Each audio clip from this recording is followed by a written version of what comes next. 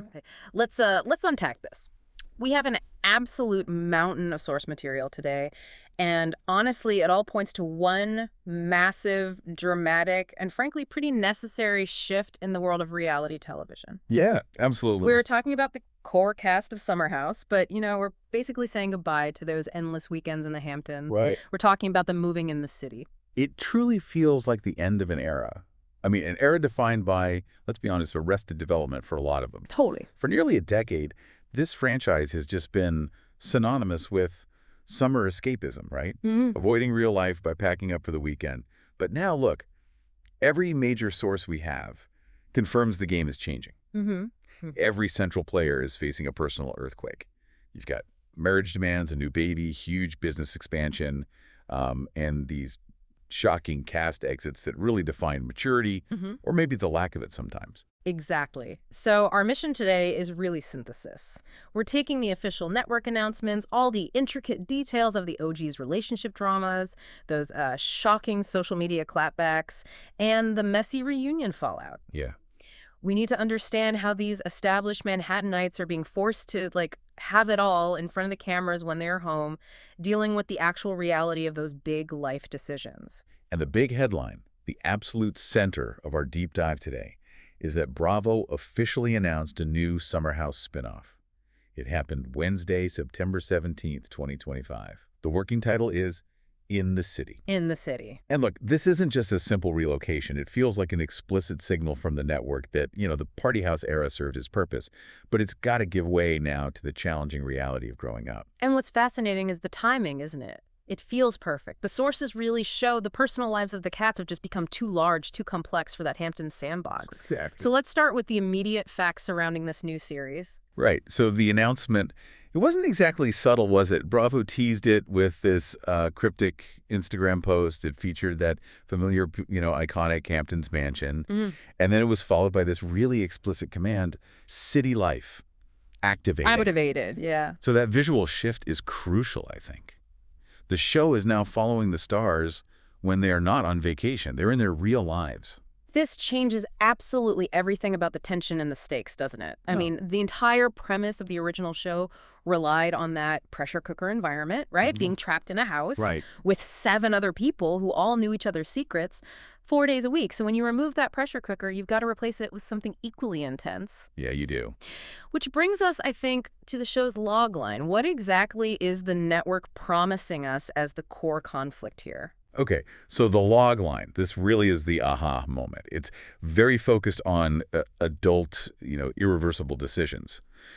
The series is set to focus on these New Yorkers navigating the biggest transitions of their lives. Mm-hmm. Marriage, parenthood, reinvention, and the reality of growing up without growing apart. Wow. That list, marriage, parenthood, reinvention, and trying to maintain friendships through all that, that is a massive thematic departure from, who hooked up in the bathroom last night. Totally different, yeah. It forces this central question onto the cast, which the network, I think, wisely included. Can they have it all, or will they need to choose between the lives they've built and the futures they never saw coming? I mean, this is high-stakes content, perfect for a deep dive like this one. And it's important to note the production context, too, I think. Yeah. It speaks to the pressure Bravo must be under to really nail this new format. Good point. The series is produced by Truly Original. Now, that's the company behind the original Summer House, which was obviously hugely successful. However, they also did the much shorter-lived Summer House, Yeah. Martha's Vineyard. Right, which ended after just 2 seasons in 2024. Exactly. It wrapped up pretty quickly. That context is vital, isn't it? The sources kind of hint at the difficulty Truly Original faced trying to translate that specific house dynamic to a new setting without those really foundational long-term friendships of the OGs. Yeah, that chemistry was... It was lightning in a bottle, right? Yeah. The original show's chemistry.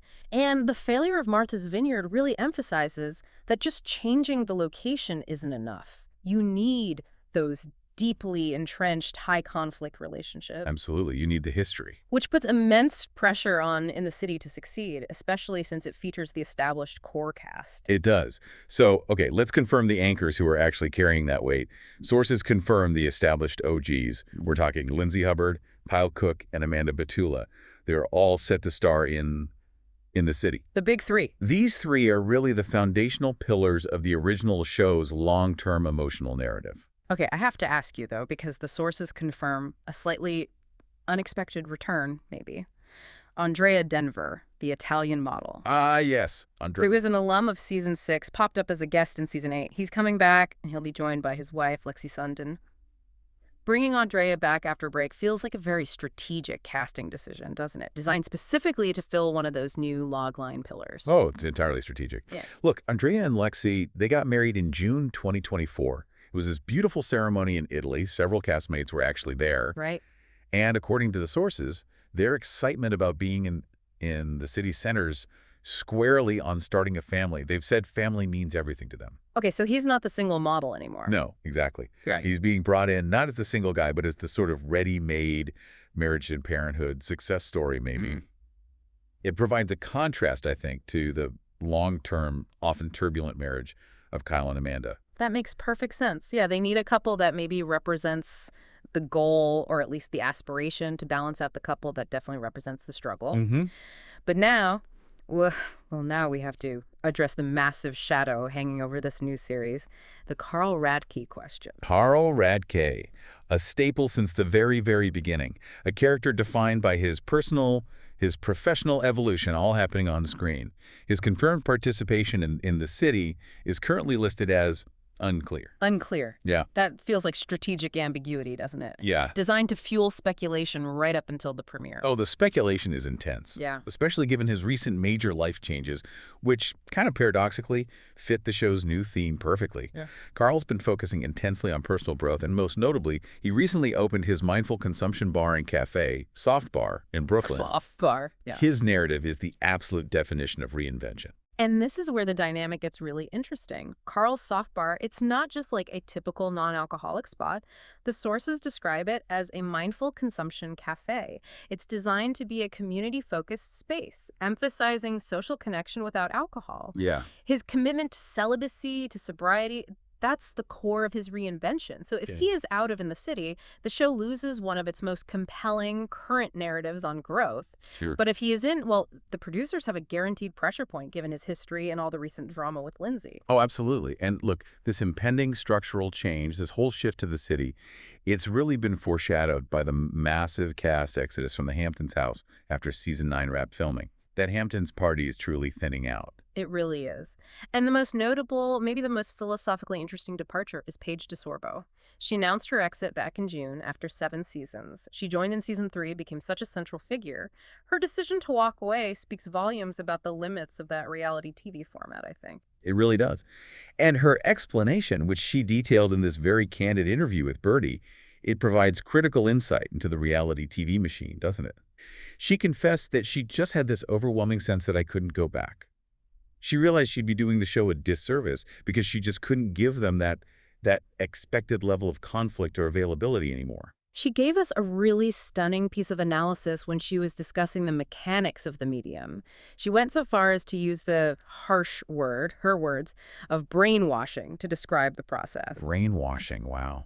And it wasn't about the editing, she said, but about the constant narrative pressure. Yeah, and she connected this specifically to how difficult it was sharing her relationship with Craig Conover, noting that the heightened conflict they showed is not real life. So the analyst angle here is pretty clear. Her departure highlights that tension between the cast wanting authenticity and the network's scripted, often elevated demands.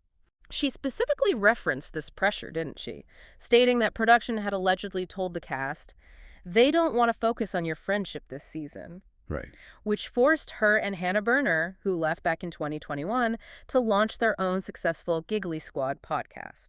That became their outlet for authentic conversation away from those network demands. And she was also pretty vulnerable about her future focus, too.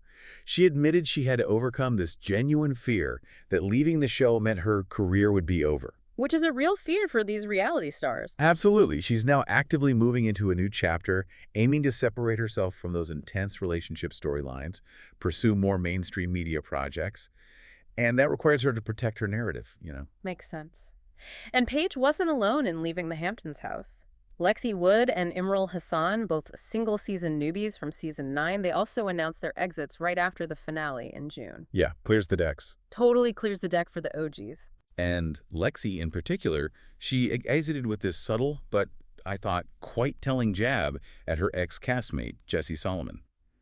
She said she was leaving with no regrets. Well, maybe wanna. Referring to Jesse. Clearly referring to Jesse. Yeah. It signals the kind of immaturity and poor relationships that formed in that final Hamptons summer. And we also have to remember Danielle Oliveira was the only confirmed exit ahead of season 9. Right. So this means the core friendship dynamic has basically been preserved for the city move, with all that peripheral drama now explicitly removed. Okay, the stage is set then. The immature energy of the Hamptons has been cut, and the anchors are ready for the high-stakes narrative required for In the City. Exactly. And the whole premise of this spinoff is focused entirely on major life transitions, right? Yeah. And if we just look at the raw source material, I mean, no one has gone through a more rapid and dramatic transition than Lindsay Hubbard. Her timeline is truly astonishing. It really is. She famously called off her engagement, canceled her wedding to Carl Radke in September 2023. Yeah. Okay. Huge news.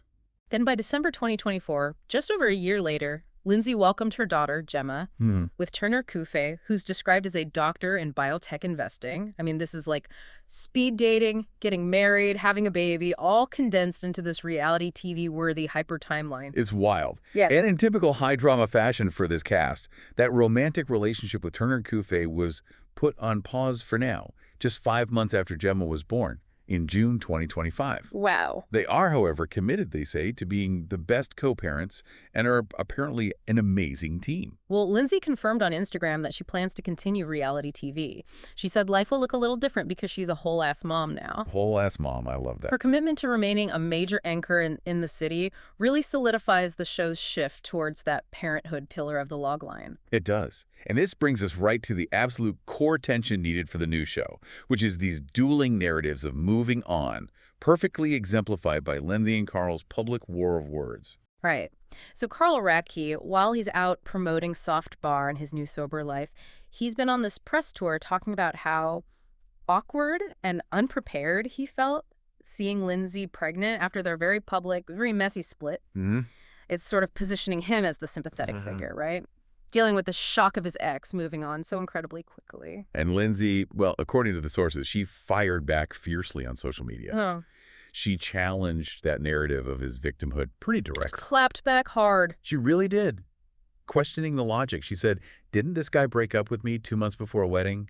And now we're supposed to feel bad for him because he wasn't prepared for me to really have moved on?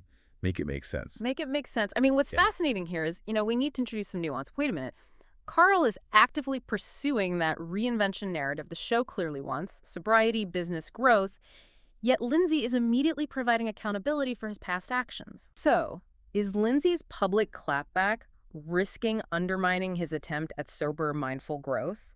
Or is it actually a necessary public accounting for the pain he caused right before their wedding? Look, I think it's necessary accountability, precisely because he is trying to shape his narrative through the press. Good point. Lindsay is basically reminding the audience, hey, my ability to move on so rapidly was, in fact, enabled by his sudden and painful departure. Her narrative is essentially, I didn't sit around waiting for you to catch up. I lived my life. Yeah. And the sources also give us this final flourish from Lindsay, too. She responded to Wes Wilson's speculation that she wouldn't return to the Hamptons house unless she brought the baby. Oh. To which Lindsay apparently replied she did more than West in his sleep this season. Ouch. She is fierce. And she seems ready for the city. Definitely ready. Okay, moving to Carl.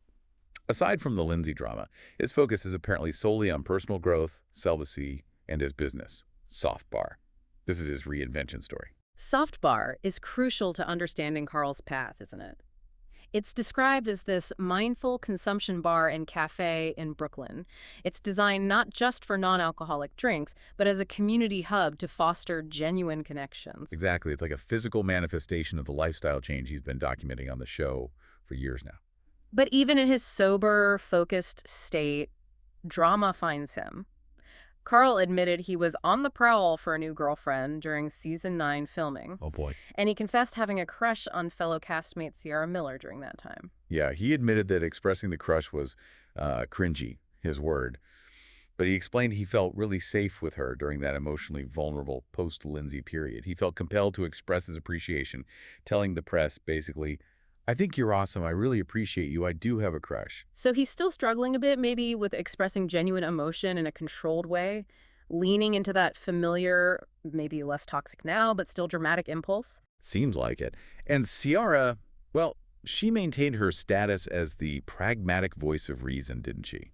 She seemed to gently decline the romantic interest. Said she was not expecting that, but I get it. Right. Appreciated the compliment, but... But didn't reciprocate, kept Carl firmly in the friend zone. Okay, so both Lindsay and Carl are perfectly embodying that reinvention aspect of the in the city logline, but on two totally separate, potentially colliding paths. Lindsay as the co-parent, Carl as the sober new business owner.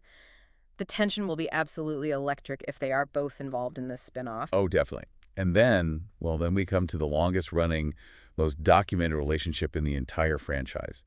Kyle Cook and Amanda Pachula. Yes, a couple constantly navigating these complex lines between business, babies, and personal boundaries. They're the absolute definition of the marriage transition the new show is supposedly based on. Their history is legendary in the annals of reality TV conflict.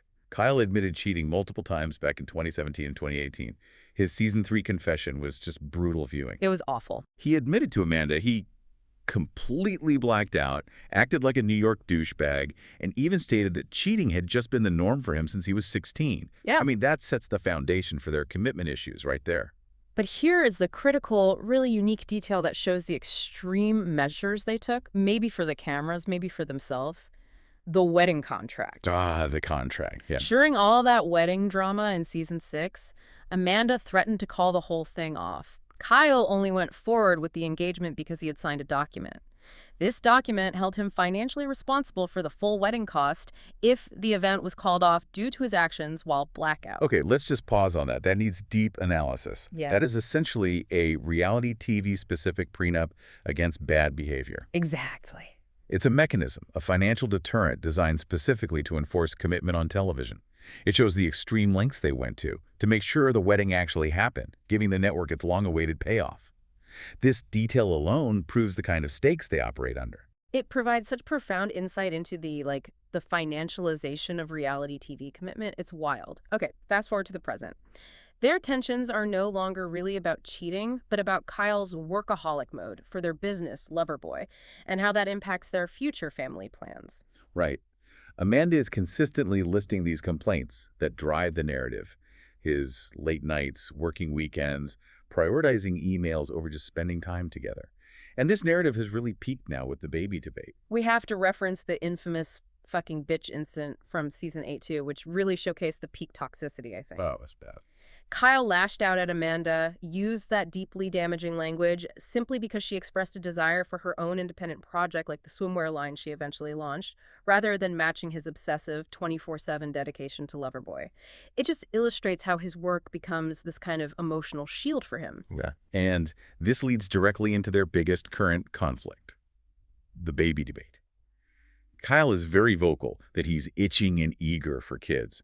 He views it, in his words, as the only true payoff for the incredible amount of stress and sacrifice he's poured into Loverboy. Wait, let's pause on that language again. Kids as a payoff for work. That's a fascinating psychological nugget, isn't it?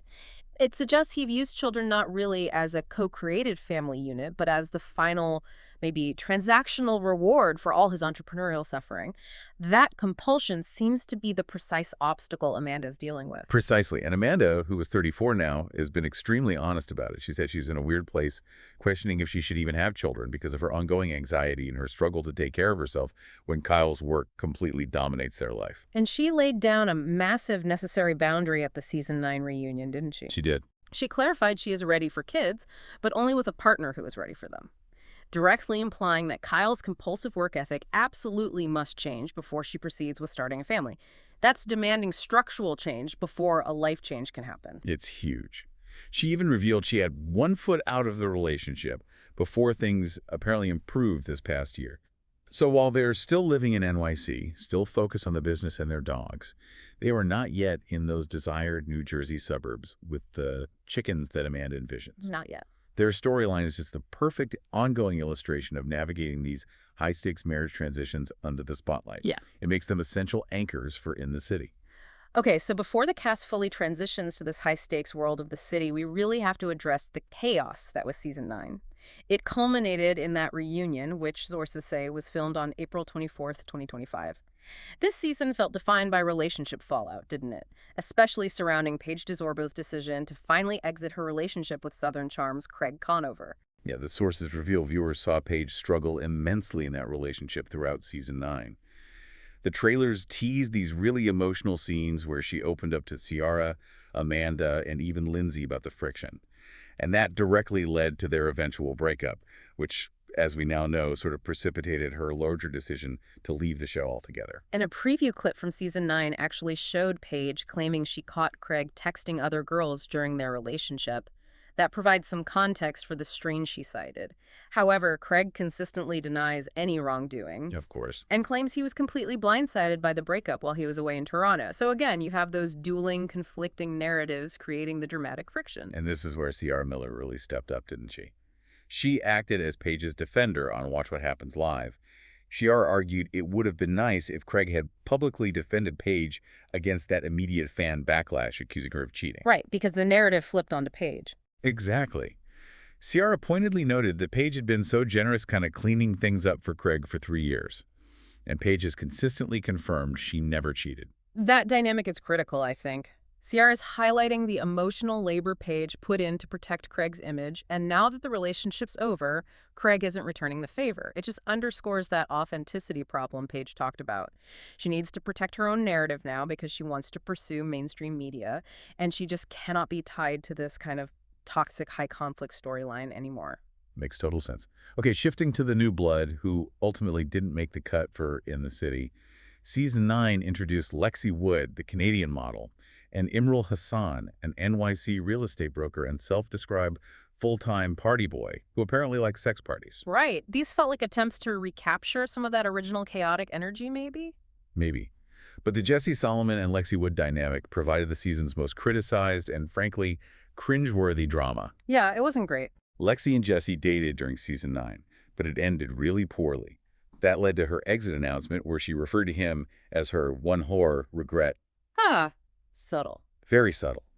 And the controversy that truly captured the fan imagination, the thing that fueled all the reunion speculation, was the infamous toe suck incident. Oh, God, the toe suck. The mid-season trailer teased Jesse having let a random girl suck his toe, leading to intense drama within the house. And the sources show the level of detail fans were really seeking at that reunion. There were Reddit threads after the reunion filming showing intense interest in getting the unaired footage or audio of Jesse allegedly saying the phrase, "and now I'm hard," during the incident. Oh, wow. Which reportedly took place in Imrul's room. The fact that the audience was laser-focused on this specific immature detail shows the type of behavior they were hoping to see finally held accountable. And this leads us right into the critical fan analysis online. Jesse and Wes Wilson were just widely criticized for their overall immaturity. Fans noted they seemed to confuse genuine F-boy behavior, which can be dramatic TV, with simply being dweeby men who don't know how to act right. That distinction is key, isn't it? The audience isn't really entertained by simple immaturity anymore. They seem to be demanding more emotional intelligence. One fan critique summed this up perfectly, focusing on West's reaction to Ciara. West reportedly thought Ciara's lack of interest in him after their split meant she was just bitter and angry. Right. But the fan insight was brilliant. It was basically, no, Ciara's reaction is simply that she's just a grown-ass woman who wants nothing to do with you. Exactly. It highlights the huge gap between how the immature male cast members perceive relationships and what the audience now expects in terms of maturity. Yeah. And Ciara, the nurse and model, she's really emerged as the voice of maturity through all this, hasn't she? Focusing on her career, self-care, wellness. She was pretty universally defended by castmates and fans after her season 8 breakup with Wes Wilson. She seemed to handle it with grace. She did. West, meanwhile, seems to be focusing on brand deals, apparently earning way more than his old Complex magazine job. But he's consistently criticized online for seemingly trying way too hard to be cool. Yeah, those attempts to project a carefree image often come across as performative or insecure to the audience, don't they? They really do. And sources confirm there was this high desire for accountability at the reunion. Fans specifically hoped the reunion would pressure Jesse's friends, particularly West, to step outside that protective bro code and actually hold him accountable for his problematic behavior. Right, like that toe suck incident. Exactly. As one fan statement noted, if the boys started holding each other accountable, I know viewers would have so much more respect for them. This shift in fan expectation, demanding genuine moral growth over just simple partying, feels like the final justification for the show's necessary pivot to the high-stakes adult world of in the city. Yeah. The audience seems ready for the cast to genuinely grow up, and that Hamptons house just couldn't support that narrative anymore, could it? Not at all. Hashtag tag outro. So, what does this all synthesize into? Our deep dive into all these sources, it confirms a massive inflection point for this franchise. The core cast is fundamentally shifting their focus. They're moving from seasonal partying, from arrested development to dealing with parenthood, financial marriage contracts, career reinvention, sobriety, all within the unforgiving, hyper-real environment of New York City. Yeah, the sources reveal the stakes are just higher than ever. It justifies the absolute necessity for a city-based show focused explicitly on those biggest transitions and the inherent difficulty of growing up without growing apart. I mean, when you look at the raw emotions surrounding Kyle and Amanda's baby debate, which is potentially about the breakdown of their marriage over work ethic, Right. or just the sheer speed and conflict in Lindsay and Carl's narratives about moving on, this transition isn't just desired by the network, it feels structurally required by their lives. The evolution of the show really culminating in that. In the city logline, it reflects the reality of maturing friendships and relationships under the intense pressure of the reality TV microscope. The party has, officially ended. It really has. And the sources tell us it's time to see what these people actually look like when they wake up on a Monday morning, dealing with the real consequences of their life choices every single week. Which raises the final, maybe provocative thought for you, the learner, to consider as this new series approaches. Look, the original massive success of Summer House hinged almost entirely on the OGs avoiding adult responsibilities in the Hamptons. Pure escapism. It was pure, unadulterated escapism for the audience. So by moving the entire concept in the city to focus explicitly on marriage, business, and parenthood, Bravo is making a huge bet. They're betting that the reality of these difficult transitions is actually more entertaining now than the fantasy of the Hamptons party ever was. That's the gamble. So the fundamental challenge they face is this. Does the audience truly want the messy reality now, or do they still crave the escapism they paid for all these years?